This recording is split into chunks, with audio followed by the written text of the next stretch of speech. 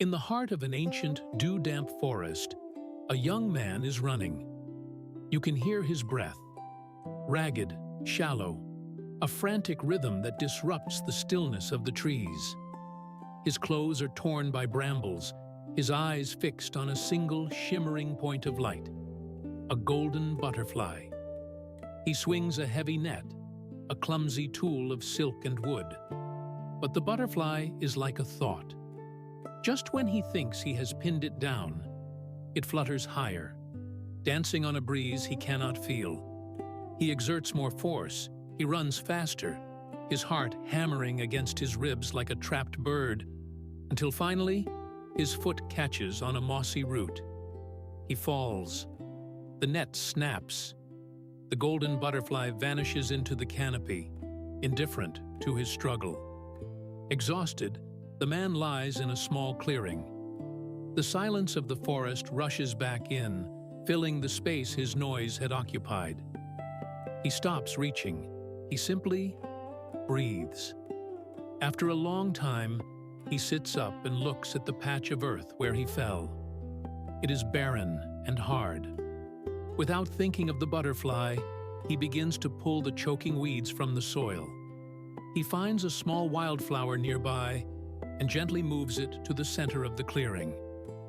He carries water from a nearby stream in his cupped hands. He stops being a hunter and begins to be a gardener. And then, the miracle occurs.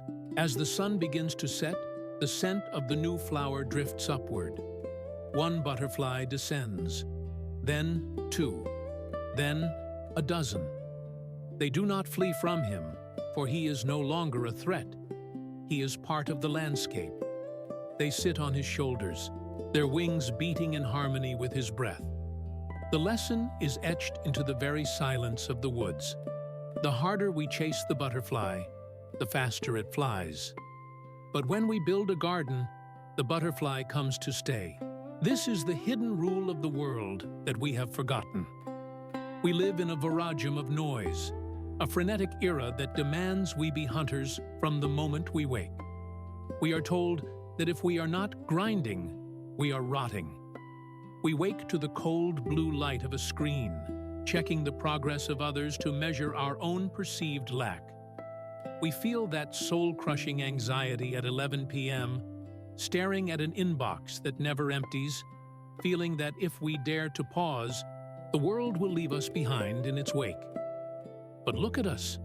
We are working harder than any generation in history. Yet we feel more hollow. We have more nets than ever, more tools, more hacks, more strategies. Yet the butterfly of true wealth and peace remains just out of reach. We are tired, my friends, not because we are lazy, but because we are swimming against the great river.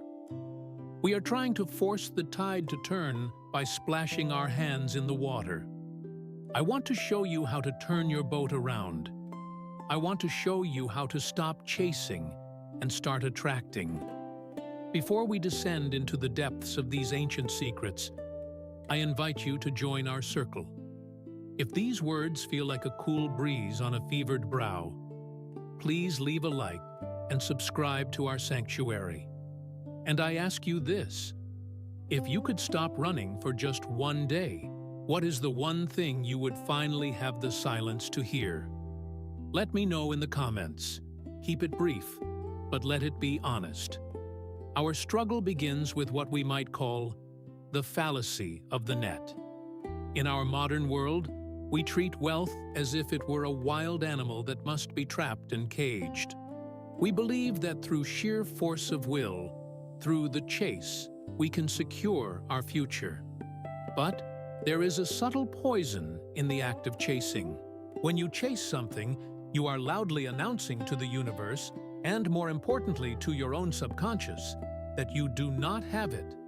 You are operating from a state of scarcity, a barren soil where nothing fruitful can grow.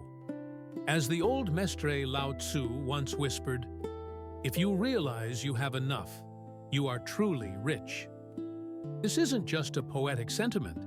It is a mechanical reality of the mind. Think of the last time you checked your bank balance with a heart full of fear. That fear creates a poverty mindset. It makes you small. It makes your decisions frantic.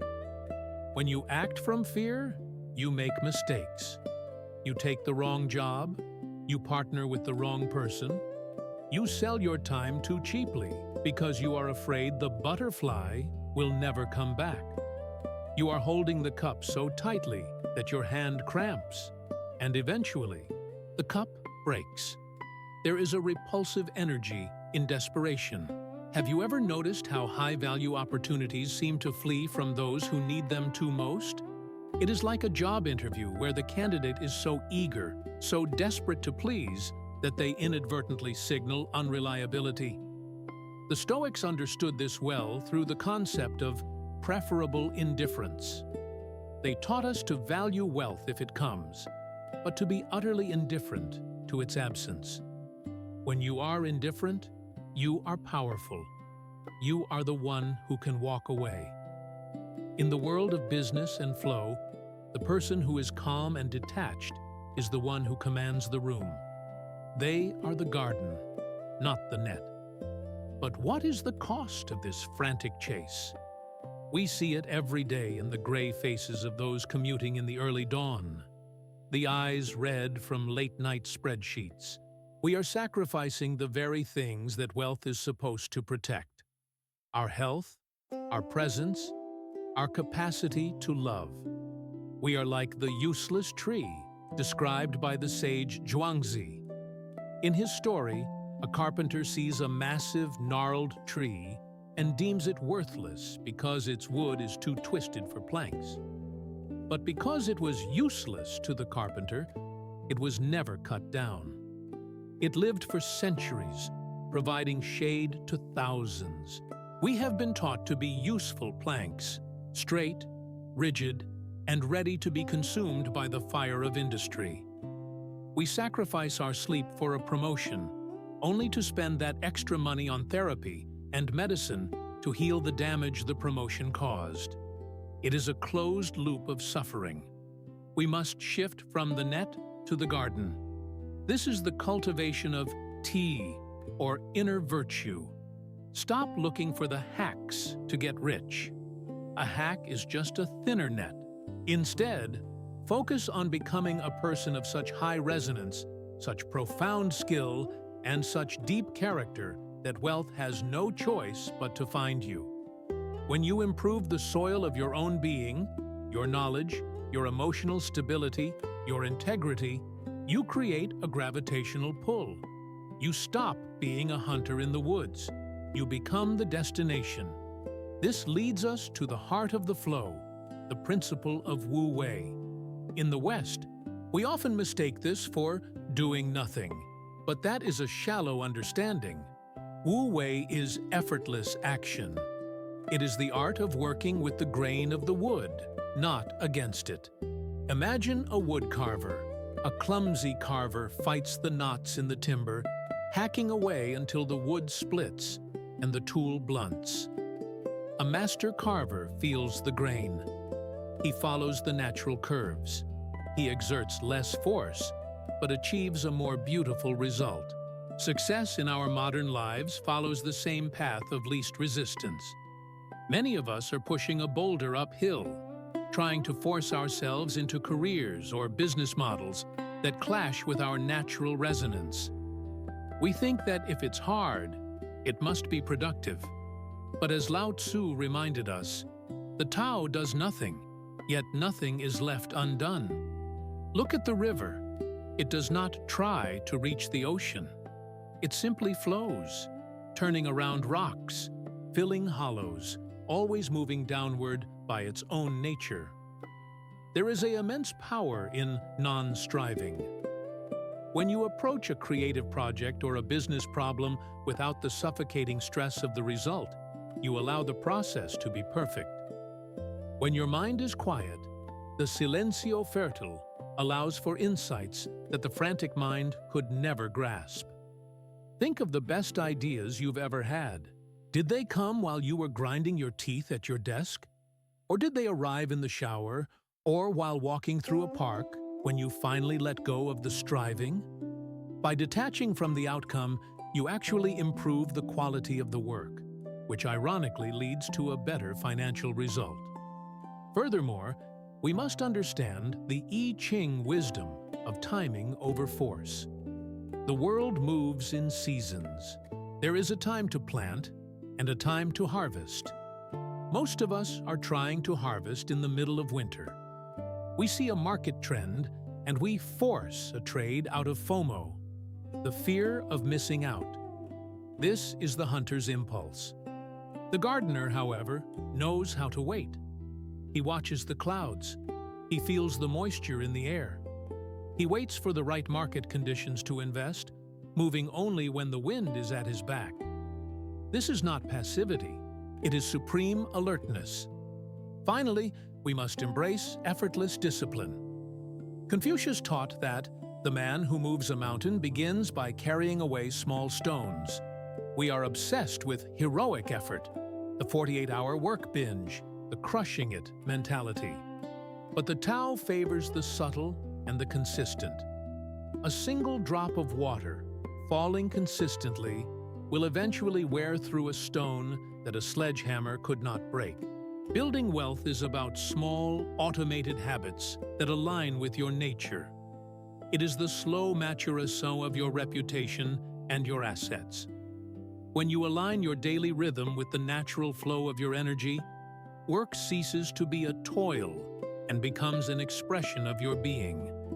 You are no longer exhausted by the chase.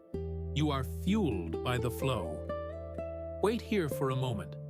Let these words settle like sediment in a glass of water until the clarity returns. As we stand in our garden, watching the butterflies settle, we must realize that the garden is not just the soil beneath us. It is the architecture of our own spirit. This brings us to the profound necessity of cultivating the inner magnet. We often wonder why some individuals seem to attract opportunities, wealth, and respect with almost zero effort, while we struggle and strain for every scrap. The secret lies in resonance. If your internal world is a chaotic storm of noise and desperation, you cannot expect to attract a life of harmony and abundance. Think of a master potter working in a quiet studio. He shapes the clay with a rhythmic, steady hand, but as the old sage Lao Tzu reminded us, it is the emptiness inside the pot that makes it useful. We, in our modern frenzy, have forgotten the power of the empty vessel. Our minds are filled to the brim with the ruido of news cycles, the constant ping of digital notifications, and the heavy sediment of other people's expectations. We have no room left for the new. To receive wealth, we must first create the internal space to hold it.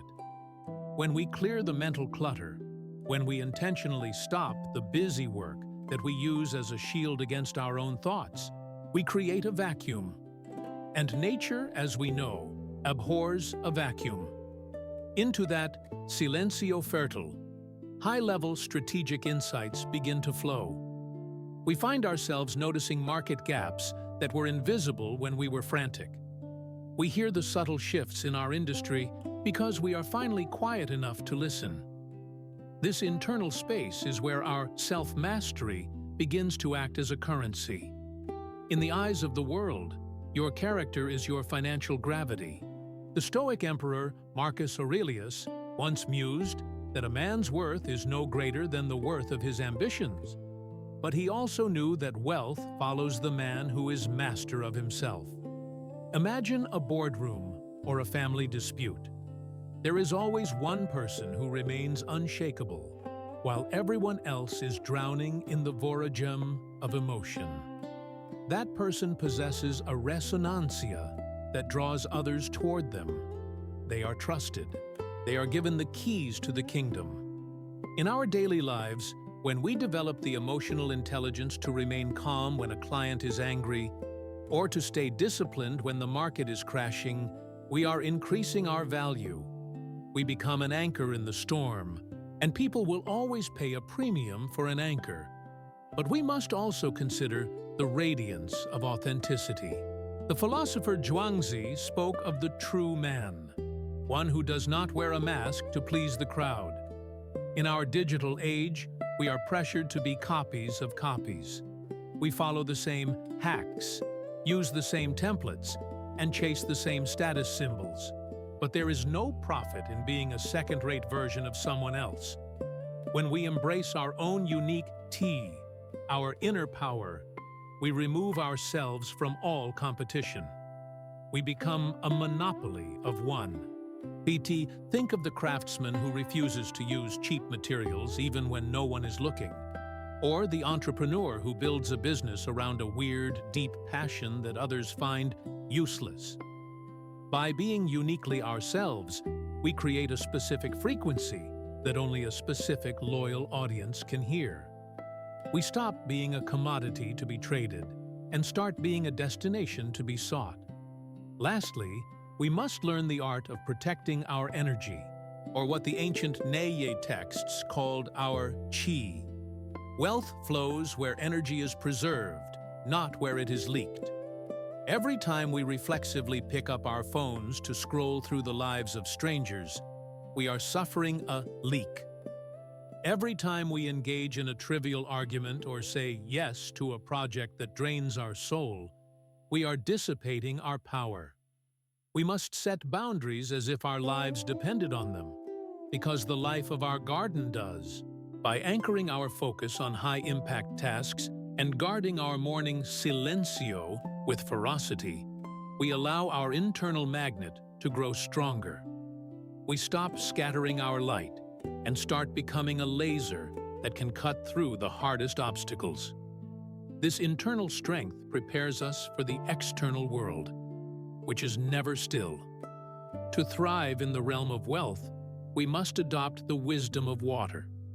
We often think of wealth as something solid: gold bars, stone buildings, rigid contracts. But the Tao teaches us that the softest thing in the universe overcomes the hardest. Water is fluid, soft, and yielding, Lao Tzu observed. Yet it will wear away rock. Consider the rigid structures of our world, the massive corporations that refuse to change, the professionals who cling to old ways of working even as the world shifts. When the storm comes, the rigid branch snaps, but the water simply flows. We must learn to be fluid in our approach to wealth. If a business model fails, it is not an end, it is a redirection. If our career path is blocked by a landslide of impermanencia, we do not beat our heads against the stones. We seek the path of least resistance. We pivot, we adapt, and we find a new channel. This fluidity is not a lack of conviction. It is the ultimate form of resilience. It is knowing that while the terrain of the economy will always change, our ability to flow is constant. There is a strange, quiet power in seeking the low ground. The Taoist masters often used the metaphor of the valley. The mountaintop is spectacular, but it is barren and windswept. It is in the low valley that the water gathers, and it is in the valley that life is fecundo. In our world, this means embracing humility. When we think we know everything, we stop learning. But when we stay low, listening to our customers, paying attention to the lower-level employees, observing the small friction points in daily life, we find the secrets of the marketplace that the high and mighty miss. Wealth is often found in solving the small, humble problems that others feel are beneath them. By being the valley of the world, we become the place where all the wealth naturally flows and accumulates. And here we must speak of the power of patience, or what we might call maturation.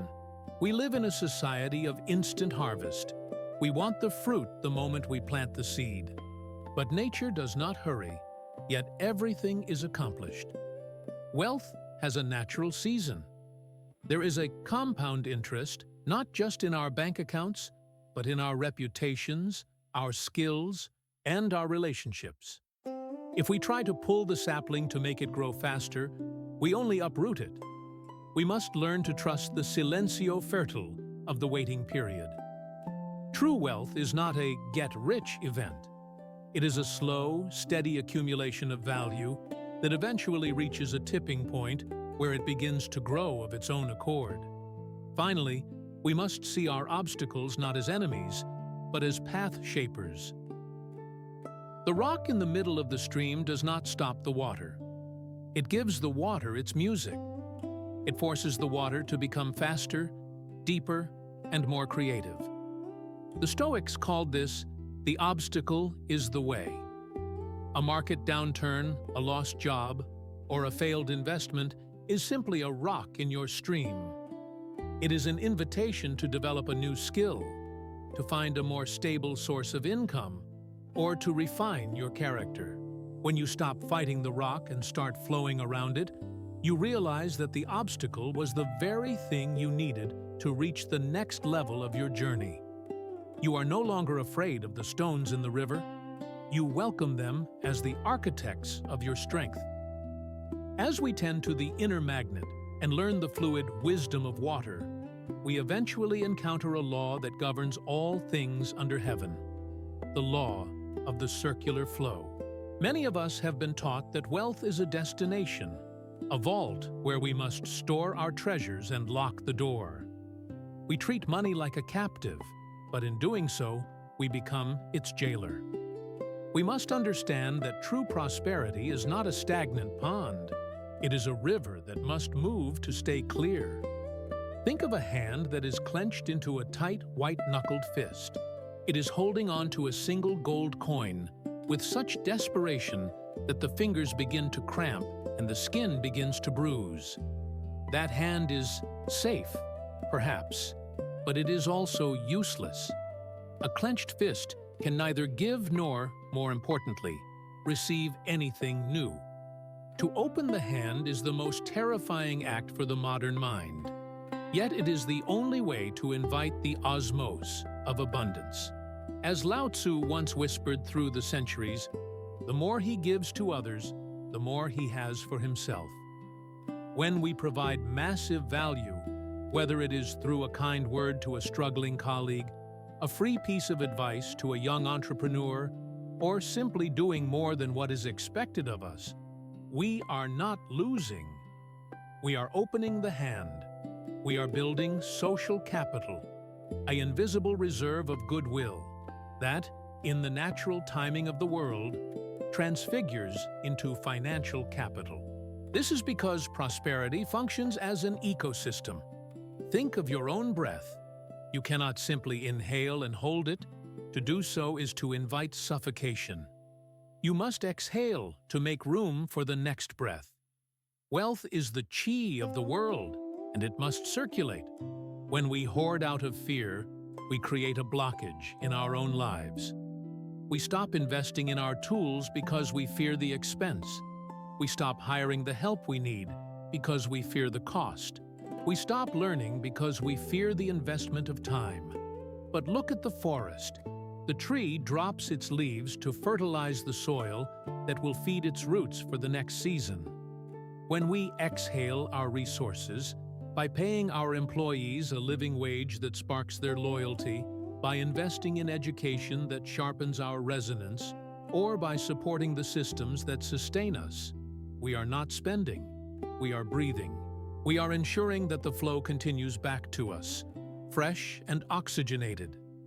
However, this flow must be governed by the ethics of reciprocity. In our frenetico world, many try to gain wealth by blocking the flow of others, through deception, through cold manipulation, or by creating win-lose scenarios. But as Confucius reminded us through the concept of yi, or righteousness, wealth gained without virtue is like a floating cloud. It has no root and will be blown away by the first wind of change. A business built on the suffering of others is a toxic garden. Eventually, the fruit it bears will be bitter. When we seek the win-win, we are ensuring long-term sustainability. We are building a structure that the universe itself wants to support. We become a conduit. The ancient texts of the Huainanzi tell us that the universe provides more to those who use their resources to benefit the whole. When you view your wealth not as a private trophy, but as a tool to uplift your family, your community, or your craft, you align yourself with the very source of creation. You are no longer just a person trying to make a living. You are a channel through which the world's abundance flows. Before we reach the final clearing of our journey together, if you have found a moment of peace here, I ask you to subscribe to this circle and leave a like. And tell me, in the silencio of your heart, what is one small thing you could give away today? Be it time, a smile, or a piece of wisdom, to open your hand to the world. Now, we must face the most difficult threshold of all, the threshold of enough. We are a generation of constant chasers because we have never been taught how to define the finish line. We are running a race where the goalposts are moved every time we get close. This is the abysmo of the modern soul, the belief that more is always better. But without a concept of enough, you are not a master of wealth. You are its slave. You are like a man who continues to eat long after he is full, until the very food that was meant to sustain him becomes his voragem of sickness. The Stoics and the wise Epicurus taught us that if you live according to nature, you will never be poor. But if you live according to opinion, you will never be rich. We spend our lives chasing a Rolex or a title, thinking it will finally grant us permission to rest. But the highest form of wealth is not a status symbol. It is the luxury of a quiet mind. Citers, it is the ability to have a Tuesday afternoon free of anxiety, to sit in the Zhuo Wang, the Taoist sitting in oblivion, where the world's demands cannot reach you. We must differentiate between status wealth and time wealth. One makes you a target for envy. The other makes you a master of your own destiny. If you set a specific freedom number, a point where your needs are met and your soul is satisfied, you gain the superpower of contentment. Ours, a person who needs little, is impossible to manipulate. As Seneca once wrote, "It is not the man who has too little, but the man who craves more, who is poor." We can practice this through voluntary hardship. Occasionally eating a simple meal, sleeping on the floor, or turning off the ruido of the digital world reminds us that our fear of losing everything is an illusion. We realize that even if the butterflies were to fly away, we would still have the soil, the air, and the breath in our lungs. This realization is the ultimate wealth. It creates a resonancia of invincibilidade. When you are no longer desperate for more, you ironically become more attractive to external success because you are no longer chasing it with the energy of a beggar. We must eventually return to the source, to what the Taoists call the uncarved block. We were born with everything we needed. The joy we find in the scent of rain, the warmth of a child's hand, or the silencio fertile of a sunset. These are the true dividends of a life well lived. When we find joy in these simple, free things, we find that we are already truly rich. My dear friend, look back at the garden we have discussed. You have spent so long looking at the horizon, searching for that golden butterfly, convinced it was somewhere out there, just beyond the next promotion, the next purchase, the next grind. But look down. Look at the soil beneath your feet. The garden is already here. It is your character. It is your presence. It is your ability to flow like water and breathe with the world. Don't go out and work harder tomorrow in the way the world demands. Don't pick up the net again. Instead, plant a seed. Be more present. Improve the tea of your soul. The wealth you have been chasing is tired of the chase, too. It is looking for a place to rest, a place of peace, a garden that is well tended and quiet. Make your life that place. Turn your boat around and let the great river carry you. You are not losing the race. You are finally stepping off the track to walk in the grass. Take a deep breath. Feel the dissipar of the old anxieties. The butterfly is already circling the clearing. All you have to do is be still. All you have to do is be. As we delve deeper into the mystery of the garden, we come to understand that no flower grows in isolation, and no stream remains pure if it refuses to move. We reach the sacred law of the circular flow. Many of us have been conditioned by a world of scarcity to believe that wealth is a vault, a cold, dark place where we must lock our treasures away to keep them safe. We treat our resources like a captive, but in the quiet wisdom of the ages, we see that the moment you cage a bird, you lose its song. Money, influence, and even wisdom are not stagnant ponds. They are part of a grand planetary chi that must circulate to remain fecundo. Imagine, for a moment, a hand. In our modern desperation, we are taught to keep that hand clenched into a tight, white-knuckled fist. We hold on to our single gold coin, our secret strategy, or our time with such ferocity that our fingers begin to cramp and our skin turns a pale, sickly gray. In this state of voragem, we feel protected. But look closely at that fist. A hand that cannot open to give is a hand that is physically incapable of receiving. It is a closed system. It is the spiritual equivalent of a swamp, water that has stopped flowing, turned brackish, and ceased to support life. To open the hand is the most terrifying act for a soul raised in the frenetico noise of the 21st century. It feels like loss. It feels like falling into an abysmo. But this is where the osmose of the universe begins. As the old master Lao Tzu whispered through the mist of time, the more he gives to others, the more he has for himself. This isn't just a moral suggestion, it is a law of resonancia. When you provide massive value, when you give away your best ideas, when you mentor a struggling peer, when you over-deliver to a client not out of duty, but out of a genuine desire to see the world grow, you are creating a vacuum in the fabric of the marketplace. And nature, as we know, abhors a vacuum. In our daily lives, this circular flow is often blocked by the fear of being taken advantage of. We see this in the office, where a manager hides information to remain essential, or the entrepreneur who is too stingy to pay for quality help. They are holding their breath, forgetting that to live, one must exhale. Wealth is the breath of society.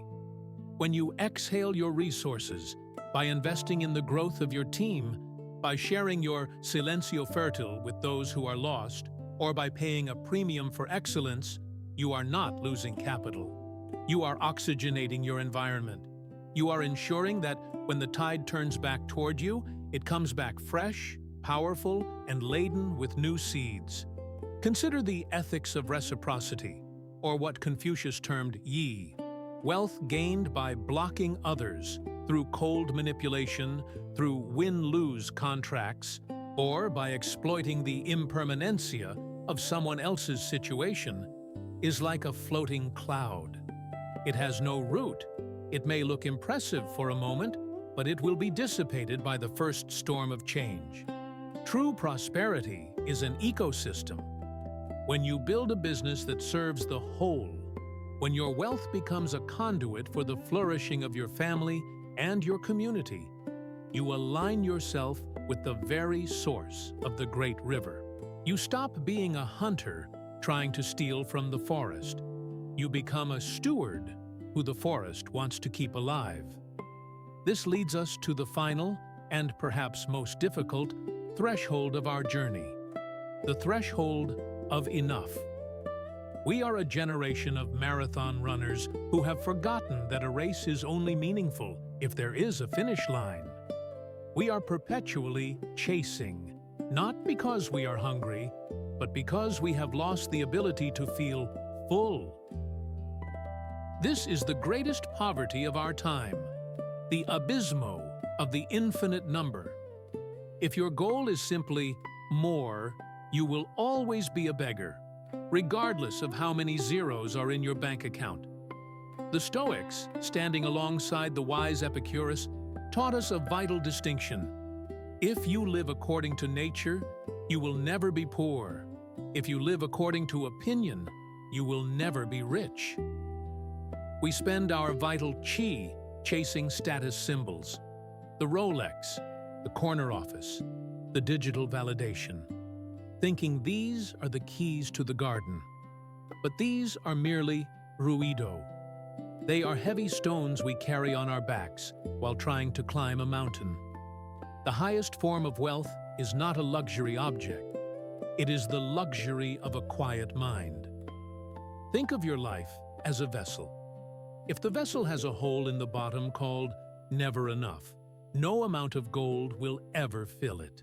You will spend your maturation years in a state of constant, low-level panic, always looking over your shoulder at the next person in the race. But what if you defined your freedom number? What if you decided that a Tuesday afternoon free of anxiety was worth more than $1 million of status wealth? This is the call to soul. When you decide what is enough, you suddenly gain a superpower. You become impossible to manipulate. You can no longer be bribed with things you don't need. You can no longer be intimidated by the fear of losing what you've already realized is secondary. In the Taoist practice of Zhuowang, or sitting in oblivion, we learn to return to the uncarved block. We realize that we were born into this world with every tool necessary for joy. The warmth of the sun on your skin, the silencio fertile of a morning walk, the deep resonancia of a conversation with a true friend. These are the true dividends of the soul. When you find contentment in these, you become a magnet of the highest order. Why? Because you radiate peace. And in a world that is screaming in pain and exhaustion, there is nothing more valuable and nothing more attractive than a person who is truly at home in their own skin. As we reach the end of our path together, I ask you to look once more at the young man in the forest. He is no longer running. He is no longer bleeding from the brambles. He is sitting quietly in the center of his garden. His clothes are simple. His breath is deep. And he is surrounded by the very butterflies he once tried to catch with a net. They have come to him because he is the most peaceful thing in the woods. My dear friend, your life is that forest. You have spent so long trying to conquer it, trying to trap its beauty and force it into your cage. I am asking you to let go of the net.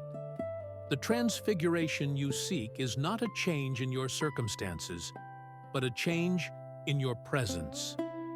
Don't go back to the frenetico grind tomorrow with the same heavy heart. Instead, look at your life as a garden to be tended, not a battle to be won. Build your character. Cultivate your silencio. Be like water, fluid, humble, and unstoppable. The wealth you have been chasing is not a destination. It is a flow that you can step into right now, in this very moment, by simply deciding to be the garden. The butterflies are already in the air. All they are waiting for is for you to be still enough for them to land. Take one final, deep breath with me. Feel the weight of the world's expectations dissipar like morning mist. You are enough. You have enough. And the great river is already carrying you home.